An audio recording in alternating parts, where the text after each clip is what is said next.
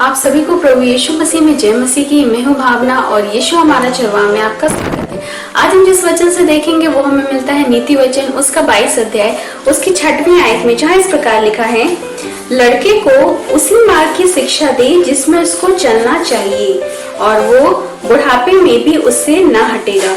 खुदा अपने पाक कलाम के पढ़े सुने जाने में आशीष दे। अजीजों, देखिए परमेश्वर यहाँ कितनी अच्छी बातें लिख रहा है। परमेश्वर का वचन जो होता है परमेश्वर वो निश्चित होता है और मनुष्य का जीवन होता है जिसमें अनिश्चित कभी भी कुछ भी घट जाती है, लेकिन परमेश्वर का वचन निश्चित होता है। और परमेश्वर जो लिखता है वो एक चेतावनी होती है कि हमें अपने बच्चों को उसी मार्ग की शिक्षा देनी चाहिए जिसमें उन्हें चलना चाहिए।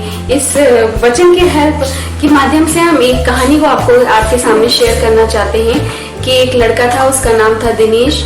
वो अपने पेरेंट्स का एक लौता लड़का था। बचपन से ही वो शैतानियों में, गलत कामों में लगा रहता था, लेकिन उसके पेरेंट्स ने कभी गौर नहीं किया, हंस के टाल देते थे उन्हें। जब तक वो छोटा था उन्हें बहुत अच्छा लगता था, उन्हें सोचते थे कि चलो बच्चा ठीक हो जाएगा, बड़ा हो जाएगा तो खुद ही समझ जाएगा कि अच्छा क्या है बुरा क्या है। और वो जब 10th क्लास में जाता है तो एक दिन वो अपने पिता से जिद करता है कि पापा मुझे गाड़ी चाहिए, तभी मैं स्कूल जाऊंगा, वरना मैं स्कूल जाऊंगा ही नहीं। तो उसके पापा उसकी जिद को पूरा करते हुए उसे गाड़ी दिला देते हैं। तो एक दिन वो गाड़ी जब दिला देते हैं तो एक दिन वो स्कूल बंक करके अपने फ्रेंड्स के साथ घूमने चला जाता है कि जब तक स्कूल छूटने का समय होगा तब तक आ जाएगा और वो अपने घर चला जाएगा। तो जब वो स्कूल से को छोड़कर उस पिकनिक के पॉइंट पे चला जाता है अपने दोस्तों के साथ, तो अचानक एक बड़ा एक्सीडेंट हो जाता है, जहां जाके उसकी गाड़ी एक पत्थर से गाड़ी टूट जाती है और वो पत्थर के ऊपर जाके गिर जाता है। और जब वो पत्थर पे वो गिरता है तो उसके सिर पर बहुत चोट लगती है और जिसके कारण वो तुरंत बेहोश हो जाता है। जब उसके पेरेंट्स के पास फोन जाता है कि तुम्हारी लड़की के साथ ऐसा ऐसा हो गया, तो उसके पेरेंट्स भागते दौड़ते हॉस्पिटल में जाते हैं। तो उनको पता चलता है उनका बच्चा बहुत सीरियस है और वो एकदम निराश और परेशान हो जाते हैं और डॉक्टर से हाथ पैर जोड़ते हैं कि डॉक्टर साहब मेरे बच्चे को बचा लीजिए। तब उन्हें बहुत देर ऑपरेशन के बाद जब डॉक्टर आते हैं तब उन्हें बताते हैं कि आपका बच्चा तो बच गया है, लेकिन वो हमेशा के लिए एक जिंदा लाश हो गया, क्योंकि उसके दिमागी हिस्से के उस जगह चोट हुई है जहां से उसके सारे शरीर एकदम सुन्न पड़ गया है और वो कभी उसमें कोई हलचल पैदा नहीं हो सकती। उसके पेरेंट्स बहुत ही निराश और परेशान हो जाते हैं और अब डॉक्टर कहते हैं कि आप चाहें तो अपने बच्चे को घर ले जा सकते हैं। वो अपने बच्चे को घर लेकर आ जाते हैं।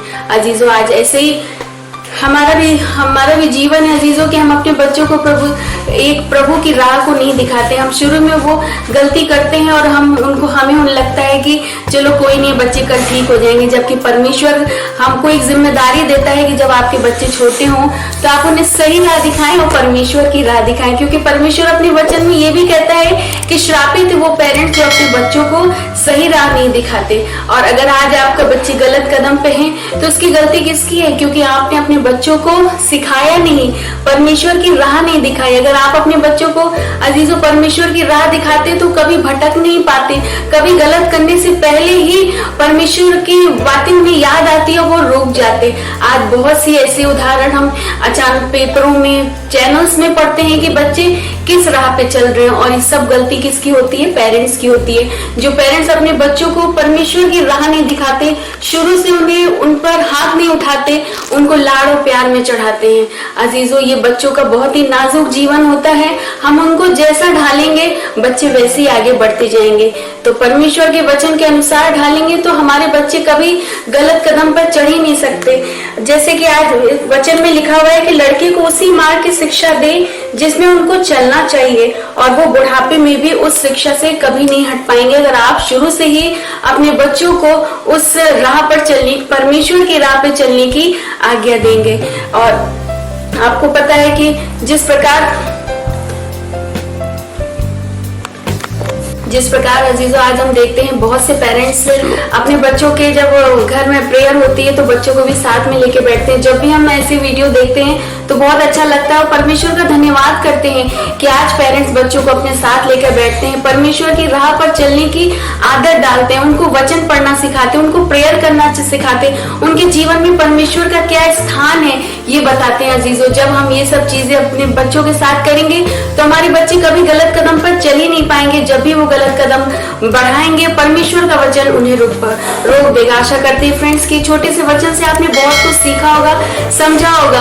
आप इसको ज्यादा से ज्यादा इसको शेयर कीजिए, अपने दोस्तों के साथ बैठिए तो उन्हें बताएं कि आपको अपने बच्चों की परवरिश किस प्रकार करनी है। बच्चों की उन गलतियों को नजरअंदाज ना करें जो बाद में जाकर अजीजों उन्हें बहुत ही हानि का सामना करना पड़े। जैसे कि हमने इस स्टोरी के माध्यम से देखा कि किस प्रकार उस पेरेंट्स ने अपने बच्चों की गलती पर पर्दा डालते रहे, हर ख्वाहिशों को पूरा करते रहे जो वो नहीं करना चाहते थे, लेकिन अपने बच्चों को देखकर किया और आज उनका बच्चा पूरी तरीके से एक जिंदा लाश बन के बेड पर उनके सामने है।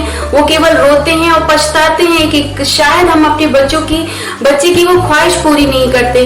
तो आप इसी प्रकार आप अपने बच्चों को परमेश्वर की राह पे चलने दीजिए, तो आपका बच्चा कभी नहीं भटकेगा और हमेशा परमेश्वर को अपने लिए, परमेश्वर उसके साथ रहेंगे और परमेश्वर को लिए चलेगा, तो कभी भी वो गलत कदम या गलत फैसले अपने जीवन में नहीं कर सकता। आप सभी को गॉड ब्लेस यू।